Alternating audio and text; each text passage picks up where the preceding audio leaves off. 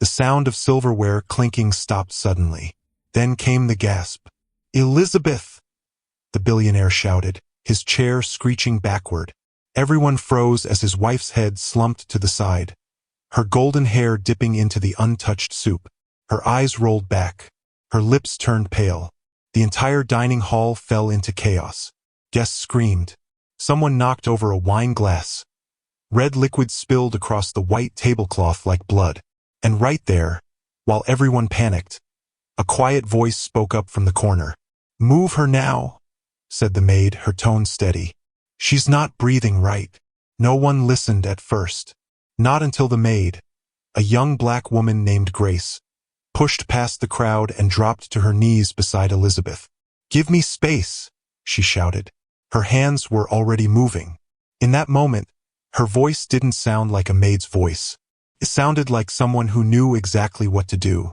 Within seconds, Grace tilted Elizabeth's head back, checked her pulse, and pressed her ear to the woman's chest. "She's still here," Grace whispered, "but not for long." And then she began a move no one expected. But to understand how we got here, we need to go back to where it all began. When Grace first walked into the Holloway mansion, she had only one bag and a quiet hope that things would finally get better. She needed this job. She needed a fresh start. The mansion was enormous, like something out of a movie. Marble floors, tall white columns, and a fountain that sparkled under the morning sun. But despite its beauty, something about it felt cold. "Grace, right?" The head housekeeper, Mrs. Langford, looked her up and down.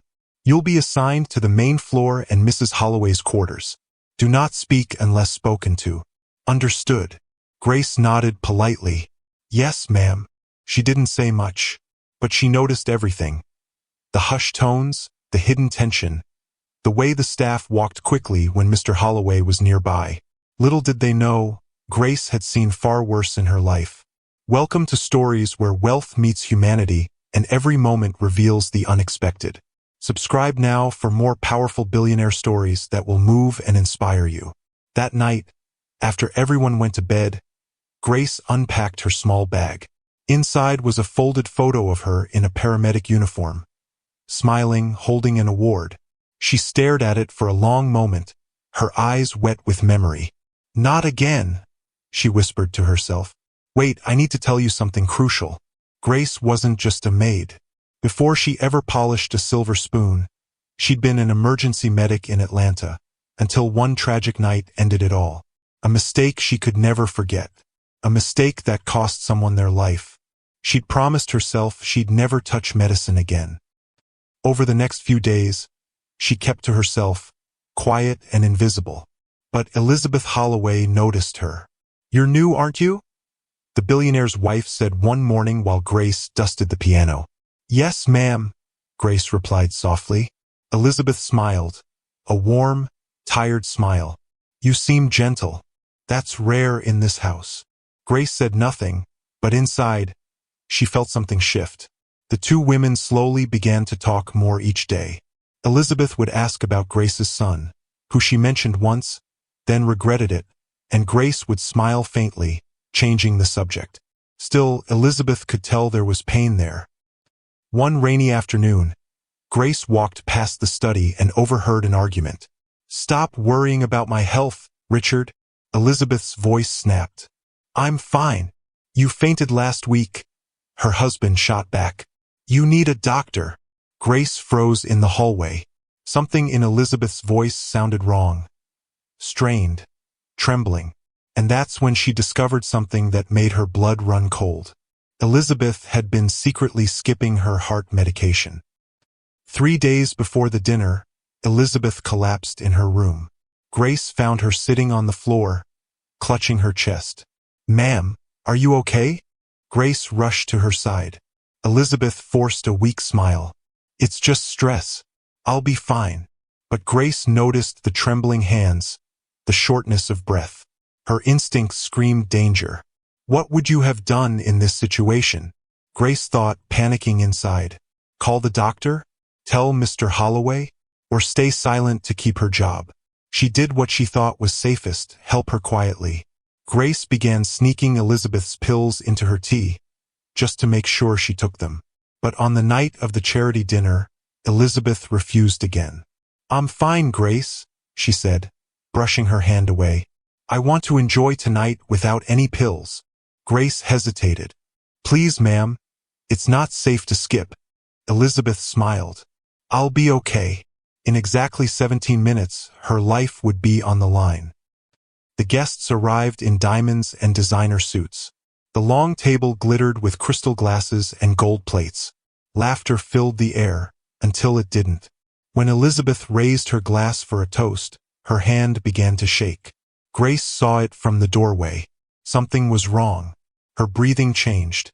Her color drained. And before anyone could react, Elizabeth collapsed. The next few seconds were chaos. But Grace didn't freeze.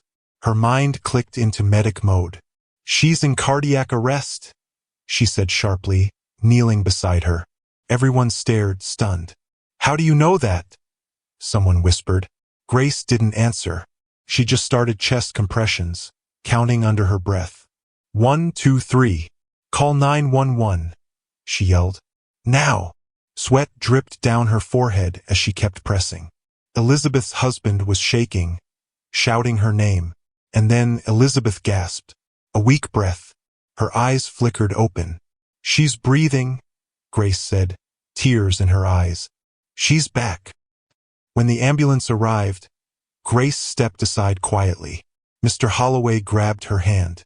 "How did you know what to do?" Grace hesitated. Her secret was no longer safe. "I used to be a medic," she whispered. "A long time ago." The paramedics looked at her with surprise and respect. "Whoever you are, ma'am," one said, "you just saved this woman's life." But as they rolled Elizabeth out, Grace stood frozen, because she knew something even darker had just begun. Because what the doctors found later would change everything. Elizabeth woke up to the rhythmic beep of hospital machines. Her vision was blurry. The light above her felt too bright.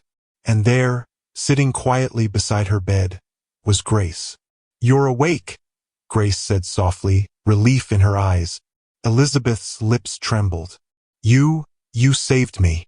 Grace smiled faintly. "You scared everyone back there, ma'am." But before they could say more, the door opened. Mr. Holloway stepped in with a stern look. His suit was wrinkled, his tie loose. He looked like he hadn't slept. "Doctor says you had a cardiac episode," he said, forcing calm. "You're lucky Grace was there." Grace started to stand, but he held up a hand. "No, stay. I need to thank you properly." His voice cracked slightly, surprising everyone. "You did what none of us could do. You saved my wife." Grace nodded, uncomfortable with the praise. "I just did what I could, sir." But Elizabeth looked at her husband differently. There was something hidden behind her eyes. Guilt? Fear? No one could tell. Later that night, when the mansion grew silent again, Mr. Holloway called Grace into his office. The room was dark, lit only by the glow of the fireplace. He motioned for her to sit. "I had you checked, Grace," he said bluntly. Her heart skipped. "Checked? I run a billion-dollar company," he continued. "I check everyone who works for me. You used to be an EMT in Atlanta. You left after an accident." Grace's hands tightened in her lap. "Yes, sir." "What happened?" For a moment, she couldn't speak. Then she whispered, "A man died." Because I hesitated. There was silence. Only the crackling of fire filled the air. "I froze during a rescue," Grace said quietly. "A child was trapped. I saved the boy, but his father didn't make it. The family blamed me. I lost my license, my home, everything." She wiped her eyes quickly. "That's why I came here, to start over." Mr. Holloway leaned back, studying her face. "Most people would have run when my wife collapsed," he said finally. "You didn't. That says something." But then his tone changed, colder, sharper. "Tell me one thing, Grace. Did you know my wife was skipping her pills?" Her throat tightened. Yes, sir. I tried to help her take them." His jaw clenched. "And you didn't tell me?" "I didn't want to overstep. She asked me not to." "Grace," he said, voice heavy. "If she died, you'd have been responsible too." The words cut deep. But Grace didn't argue. She just nodded and left the office quietly, her heart pounding. Wait, let me pause here because this next part is important. The next morning, Grace almost packed her things and left. But something strange happened before she could. Elizabeth called for her. Grace, she said weakly from her bed. I need your help with something private. Grace hesitated. Of course, ma'am. Elizabeth pointed to the nightstand drawer. There's a file there. Bring it to me. Grace opened it and froze. If you're enjoying this story, don't forget to subscribe and turn on notifications so you never miss the next powerful billionaire story. Inside was a thick folder marked confidential. Holloway Pharmaceuticals, Trial 19B. What's this? She asked quietly. Elizabeth looked nervous. It's about my husband's company. Something's wrong with one of the new drugs. Grace's stomach turned. Ma'am, I shouldn't. Elizabeth grabbed her hand. Please, I don't trust anyone else here. The older woman's voice trembled. I took one of those pills. It made me feel worse, not better. I think it's killing people, Grace. Grace's eyes widened. You took the trial drug? Elizabeth nodded weakly. Richard told me it was safe. But I know my own body. I felt it. Something isn't right. Little did they know, that conversation would change everything. That night, Grace couldn't sleep. Her mind replayed every word Elizabeth said. Could a powerful billionaire be hiding something dangerous? She tiptoed down the hall to the study. The door was locked, but she'd seen where Mrs. Langford kept the spare keys. What would you have done? Grace whispered, standing in the dark hallway, heart pounding. She slipped inside. The study smelled like leather and whiskey.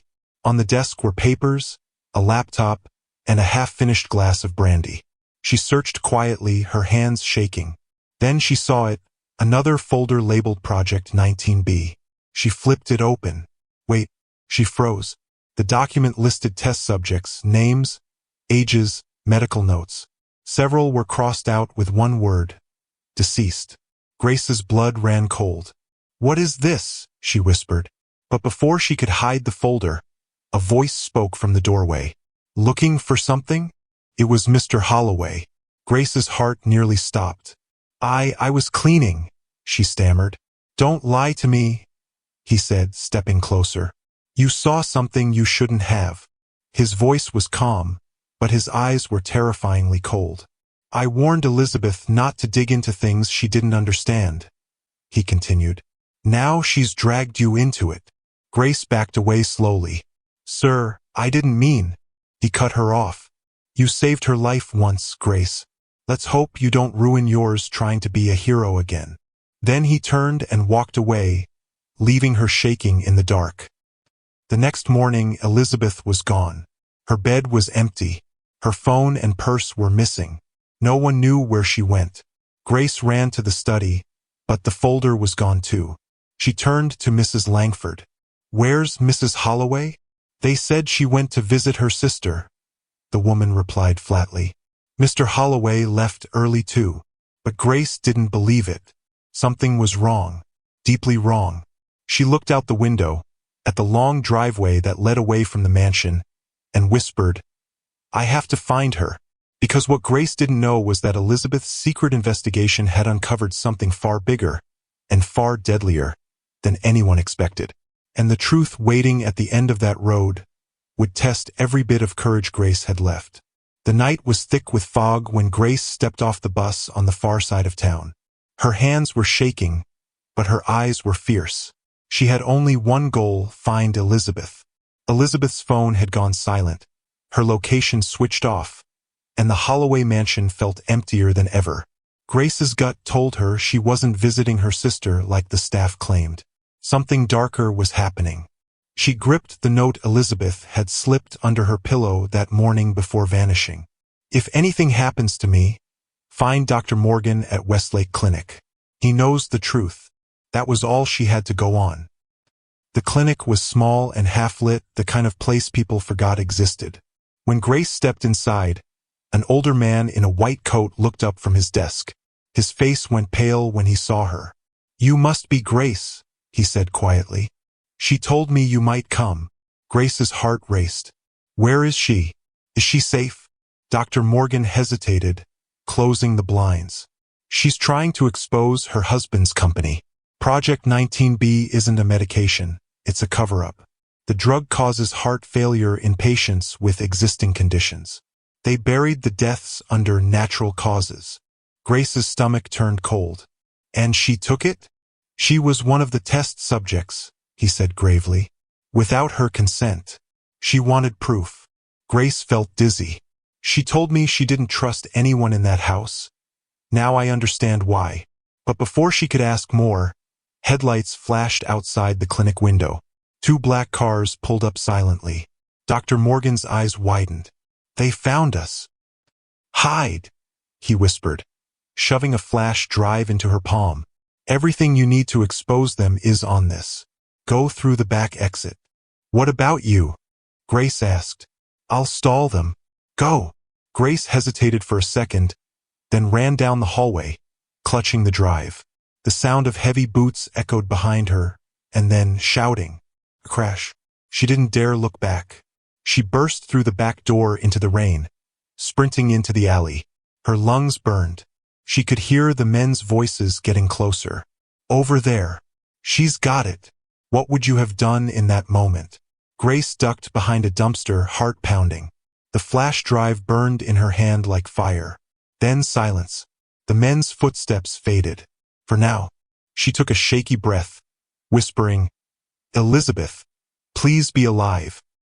By morning, Grace knew what she had to do. She couldn't go to the police. They'd believe the Holloways before they believed a maid. She had to find Elizabeth herself. She started with the only clue Dr. Morgan had left behind. A map on the flash drive labeled Safe House. The location pointed to a remote cabin near Lake Serenity, just an hour away. Grace borrowed an old staff car and drove, the city lights fading behind her. As she got closer, the road grew narrow, lined with tall pines and fog. Finally, she saw it. A small wooden cabin with the curtains drawn. She stepped out, her shoes crunching on gravel. Mrs. Holloway? She called softly. It's me, Grace. For a moment, nothing. Then the door creaked open. Grace! Elizabeth's voice came weakly from the shadows. When Grace saw her, she nearly cried. Elizabeth looked pale, exhausted, but alive. Thank God, Grace whispered. You're safe. Elizabeth pulled her inside and locked the door. No, Grace. None of us are safe. Wait, this next part will make your blood run cold. Elizabeth showed her a hidden folder of documents. Proof that Holloway Pharmaceuticals had falsified medical records and bribed regulators. Each page was signed by Richard Holloway himself. He said the drug would change lives, Elizabeth said bitterly. But it's killing people, Grace. And when I confronted him, he told me to keep quiet. That if I didn't, he'd make sure no one ever heard from me again. Grace clenched her fists. You can't go back there. We'll take this to the press. Elizabeth nodded weakly. That's why I left the note. I knew he'd send people after me. He already had Dr. Morgan watched. Grace's voice trembled. They came for him last night. I don't think he made it out. Elizabeth's eyes filled with tears. Then it's just us now. For a moment, silence filled the room, until the faint sound of tires crunching on gravel broke it. Elizabeth froze. He found us. Grace peeked through the curtain. A black car was parked outside. 2 men stepped out, both wearing suits. We have to move, Grace whispered. Now. Elizabeth reached for the bag of files. There's a trail out back that leads to the lake. If we can reach the dock, there's a small boat. The door rattled. A man's voice called out, cold and controlled. Elizabeth, open the door. Grace's heart pounded. She recognized that voice, Mr. Holloway himself. The door burst open with a crash. Grace grabbed Elizabeth's hand and ran toward the back door as 2 men rushed in. Stop them, Holloway shouted. They sprinted through the trees, the night air biting at their skin. Rain soaked their clothes. Grace could hear the footsteps behind them, closer and closer. Go, she yelled, pushing Elizabeth toward the dock. As they reached the edge of the lake, Grace helped her into the boat and shoved it away from shore. "Row, ma'am." "What about you?" Elizabeth cried. "I'll hold them off." "Grace, no." But it was too late. Grace turned and ran back toward the trees as Holloway's men appeared through the fog. She ducked behind a fallen log. One of the men called out, "We just need the drive, Grace. Hand it over and you can walk away." Grace's voice trembled but stayed strong. "You'll have to take it from me." A pause. Then footsteps. She held her breath, then swung a branch, striking the man as he passed. He fell with a grunt. She darted past him and into the darkness, her heart thundering. By dawn, Grace found her way back to town. Mud covered her shoes, her hair plastered with rain. But she still had the flash drive and hope. She went straight to the newsroom downtown. "I have evidence of corporate murder," she told the receptionist, her voice steady. "And it involves the Holloways." Within hours, the story hit the airwaves. Asterisk breaking news. Billionaire Richard Holloway under investigation for illegal drug trials. Asterisk. The world exploded. Reporters swarmed the mansion. The company's stock crashed. And for the first time in years, Grace felt the weight lift from her shoulders. A week later, Elizabeth sat on a hospital balcony, recovering in the soft morning light.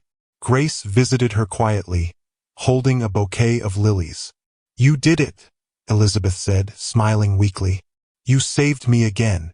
Grace shook her head. "You saved yourself, ma'am. I just helped." Elizabeth reached for her hand. "You have no idea what this means. People will live because of you." Grace smiled faintly, looking out over the city skyline. "Maybe this was why I became a medic in the first place, to save someone who couldn't save themselves." For a moment, silence. Then Elizabeth asked, "What will you do now?" Grace exhaled. "Start over again. This time without running." As Grace walked away from the hospital, the sun broke through the clouds. The world felt lighter, and though her past had been filled with pain and guilt, she finally understood something. Sometimes the greatest healing doesn't come from medicine. It comes from courage. What happened next still gives me chills. Because a few months later, the news reported that Grace Monroe, once a maid, once a medic, had opened a small health clinic for underprivileged families. And the sign outside reads simply, "The Holloway Foundation Clinic, founded by Grace."